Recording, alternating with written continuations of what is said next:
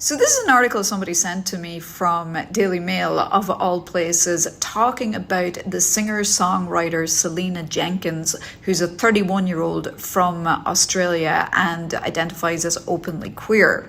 So this woman did not enjoy having breasts ever since puberty, and they, according to the article, took what they described as the drastic action of having bilateral mastectomies. They couldn't find a doctor in Australia to do the surgery, so they traveled here to the USA in order to have it done. And they talk about in the article how the patient is extremely happy afterwards, and also how many other women secretly would like to have this done. So I have a few thoughts on this. I do a lot of breast reduction in my practice. It's a wonderful procedure, but should I, as a surgeon, dictate what size the patient should go to? Let's just say a patient wants to go flat. Should I deny them that? Should society be able to deny them that? What about bodily autonomy? What about this argument, however, that we're cutting off healthy tissue? Well, this is true to a certain extent. Breasts do have a function in breastfeeding. However, on the other hand, this is definitely not in everybody's journey.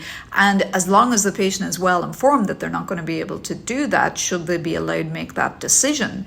On the other hand, 1 in 8 people who are assigned female at birth will develop breast cancer if they have breasts. In this article, they describe the patient undergoing a bilateral mastectomy as drastic action.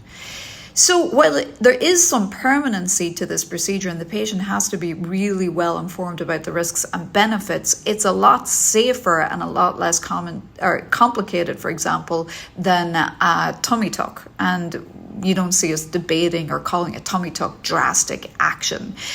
Top surgery or bilateral mastectomy, for these reasons, has become a much safer, much more comfortable procedure over the years. So my golden rule is the happiest patients I have are the ones I really listen to and try to understand their goals. Now, understandably, a lot of surgeons may not do cases like this because they're worried about getting sued if the patient regrets the surgery.